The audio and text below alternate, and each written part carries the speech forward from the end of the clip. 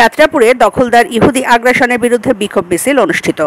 ফিলিস্তিনে দখলদার ইসরায়েলের নির্মম আগ্রাসন, মসজিদুল আকসার অবমাননা এবং নিরীহ নারী শিশুসহ সাধারণ মানুষের উপর চালানো নৃশংসতার প্রতিবাদে মুরাদনগর থানাধীন যাত্রাপুরে এক বিশাল বিক্ষোভ মিছিল অনুষ্ঠিত হয়েছে।